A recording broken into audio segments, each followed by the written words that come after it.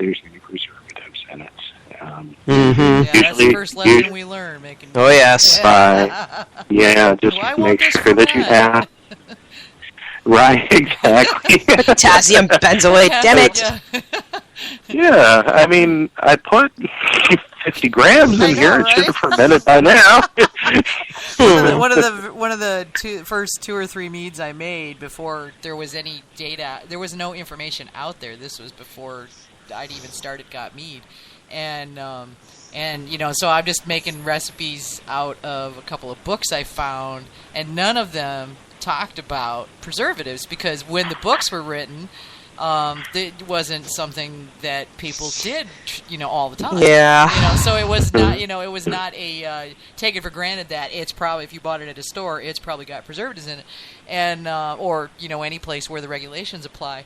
And and I get home and I fling like a whole, and this was also before rehydrating, so I fling like 3 packets.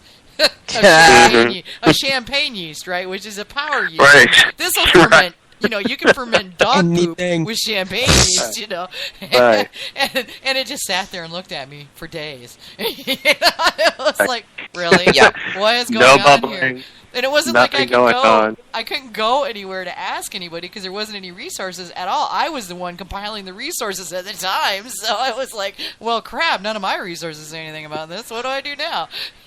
Well, we now know what you do is a great big old starter and keep adding starters every time it stops, but... Well, it never started. The thing is, it won't start. You have to make a big fat starter out of it with it first and not use the stuff that you're using. You have to make a starter. This was... Try to overwhelm it, yeah. Well, and here's I have done that. Here's the really funny thing, and I don't know why I didn't think of it at the time, but, whenever you make bread or any other baked product, you proof your yeast. Because that's what you do. And it never even occurred to me to do this with making mead, because all the recipes said fling your yeast in there. Just fling it in.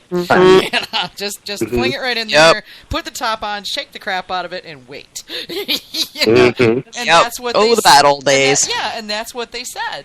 And so, I was going, because I'm also one of those, the first time you follow the recipe, then you get to experiment. But first you have to Then you mess with it. Right. Then first you have to see what it's supposed to do, or what they expect it to do.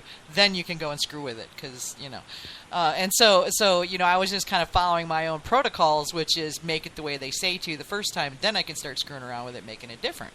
And it never did anything. It never really did. I ended up with some really yeasty tasting something, Juice water. It really never really did anything. Damn you, sorbates. Damn you, sodium benzoate. And the funny thing was, if I remember right, it was a sizer. And it was like the first spice sizer I'd ever made. And I went down to I didn't buy apple cider at the grocery store. I went to the farmer's market. Yeah. But they will still add preservatives to it. Exactly. Yeah. Never even occurred to me to look, because I'm thinking farmer's market, Because where I go, it'll be all natural, right? Yeah, where I come from, it goes from the apples to the juicer to the jug. There's none of that. Right. When you get it, it's like, use it now, because otherwise you're going to have Applejack on your hands. Exactly. Not that that's a bad thing, but it's not what you want. It'll do it all by itself. Yeah, and it's interesting that, some of the, like farmers markets and things like that, they're actually sourcing from a lot of different farmers, and so you really have to be knowledgeable and ask them, right up front, are there any preservatives in it? Oh, yeah. And usually they'll be honest with you and let you know. There's nothing wrong with having preservative in it. It's just not something you either typically would work with if you had another option available to you, without having to do something to your must in order to, either dilute the preservative that's in it, or blend it with something that doesn't have any preservatives in it, or adding additional water to it, or whatever you're doing to try to make it workable. Yeah, but you can power through it, but it takes some effort. But sure, you're going to be making some pretty big starters, 300 middle starters. Yeah. Then that throws your whole calculations off, depending on the size of your batch. It's going to throw your calculations off, like yada yada. And of course, at the time, we weren't doing calculations either. Nobody did that. So it was, Let it go till it stops bubbling. Right, yeah. You put it in the bucket, and you add a gallon of honey and 3 gallons of water, and throw in a couple. Shake the crap out of it. Throw the yeast in, then shake the crap out of it. Slap that top on there, and wait. Mm-hmm. And when that little bubbly thing on the top stops doing the little bubbly thing, it's done. Or better yet, the balloon method, where you put the deflated balloon over the top. My daddy did that. Yeah, and poke a hole in it. That was my first batch. Oh, yeah. I learned the hard way that you had to poke a hole in it because I lost the balloon. Yeah. Uh-huh. My dad learned that one, too. When I was a kid, and he had us out picking every dandelion in the yard and was bringing home buckets of cherries to the dandelion wine. Yeah, oh, God. That dandelion wine was horrendous when he made it then. I found a bottle in the basement, 8-9 years ago when I went home for Christmas, and it was down. My dad's a pack rat, so it was down in the basement, in the back of the basement, under the bar in the back of the basement, and it had been forgotten for 20 some odd years. It was like 27 years old, and it was just in a screw top Boone's Farm bottle that he put it into. Yeah. And I brought it up, and it's all crusty on the outside, and it's spider webs. Oh yeah, covered in spider webs and dust a half an inch thick, and the top had all this gooey, crusty crap on it. And I was like, "This is probably awful," but I have to look, I have to try, I have to taste it because I have to. You have to. So I cleaned all the gunk off the top, took the top off, and poured a little in there, and took a smell. Smelled okay, and I thought, yeah, it's probably going to taste horrendously bad because it was pretty horrendously bad when I was 9, so I just like real cautiously take a little sip. I kid you not, it was like somebody liquefied sunshine. It was amazing. It was so good. Could not believe it. Yeah, you had two options. Either it was going to be absolutely incredible, or it was going to be vinegar. Oh, it was going to be. Yeah, it wouldn't even been good vinegar. No, it would have been just really bad vinegar. But yeah, it was really, really good, and I was so sad that there wasn't 5 or 6 more bottles stashed in his pack readiness. Because I would have like immediately pulled it out, rebottled it into sanitized bottles, and corked it and put it in my stash. Mm-hmm. But, put it in your own cellar. Yeah. Oh yeah, put it down with the stash. Sure. Question for you, John. Sure. When you're doing your citrus smells, how much citrus do you end up putting in?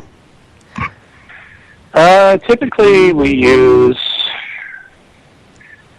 on a standard 55-gallon batch of juice for the key lime pie, we use right around 7 gallons of juice for a 55-gallon batch. Is what we use. And yeah, that's about 7 gallons. We divide it up into 3.5 gallons when we do the initial fermentation, and then another 3.5 gallons in secondary. Okay. And what do you use to do your juicing? We do buy juice. We do buy juice, oddly enough, from Nellie and Joe's. We are using Nellie and Joe's key lime juice when we do our batches, so we get it direct from them. It would be prohibitive for us to juice as many of those little teeny 1.5 inch key limes. Can you imagine how long it would take to run each one of those through a juicer individually? You'd still be doing it. We would. You'd almost want to grate them and press them like cider. Yeah, exactly. Yeah. We do use Amelia and Joe's product for that.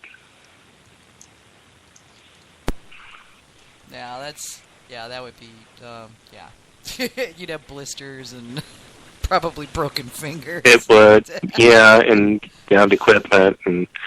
Totally, yeah.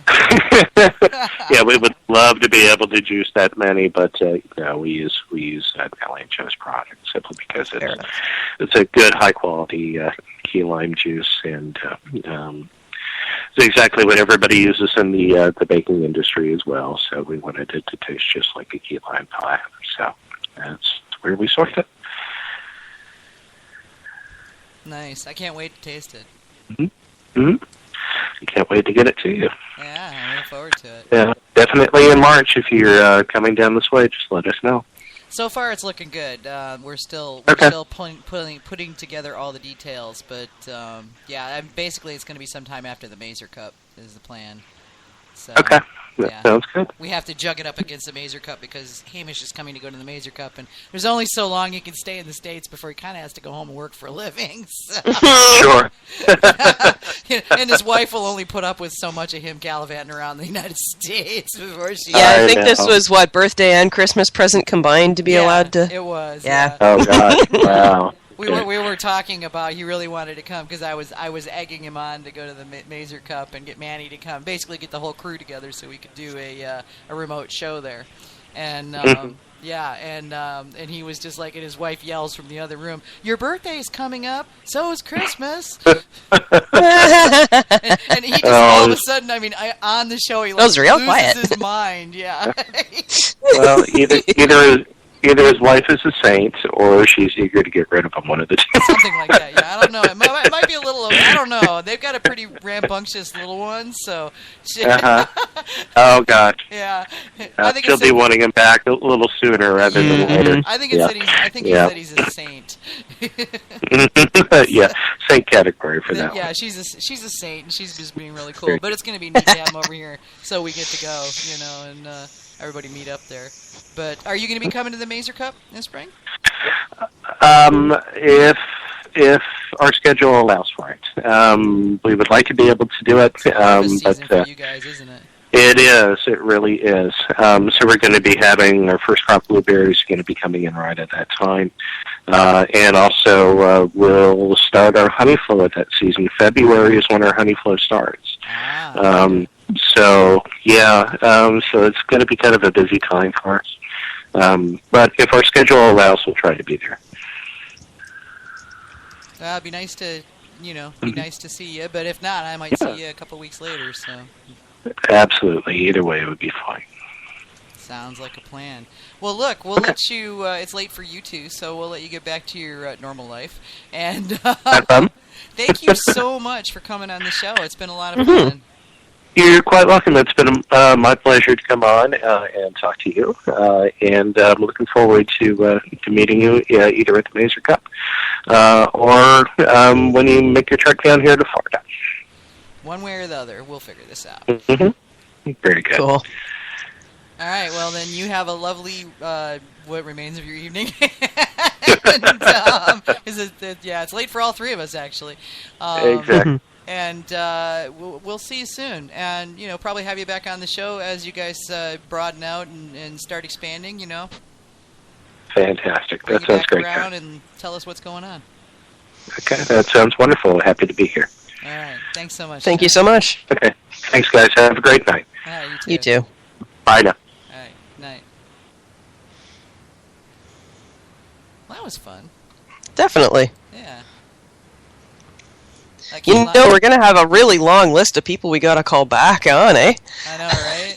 Well, we figure, we just keep rotating and going through and rotating and going through and rotating and going through, and there's always new meaderies coming on in the back end. Yeah, we'll be doing this for like 12 years, At least, yeah. And then there's don't forget there's the honey people. We got at least 3 honey people lined up.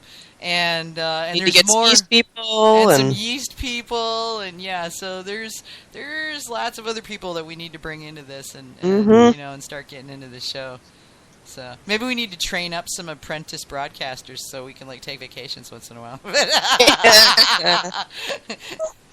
The minions will be taking over. That would be funny. I'm sure you could find minions who would do it. Yeah, probably. I'm sure we could find somebody. But agents. Call them agents. It's nicer. Yeah. Apprentices. Yeah, that works. So, all right, so we're going to start to wrap things up. But first, we have a shout-out tonight. Shout-out to Paul Johnson and his lovely wife, Kat. Congratulations on their marriage. They just got married last week. And they are on their honeymoon in Hawaii and have visited Nanny Moon Meadery. In fact, Paul apparently gets to go help them bottle tomorrow. I'm so jealous. And, oh, my. Yeah, I know, right? And so, congratulations, you guys, and have a wonderful time in Hawaii. Great place to honeymoon, a meadery. I know, right? Mm-hmm. Yeah, he was telling me, he Facebooked me, and he was, and, what did he say? Let me get it right here. He said, they have a sweet coconut melomel that was like out of this world. Oh dear God. And he's gonna get me a bottle. Ah.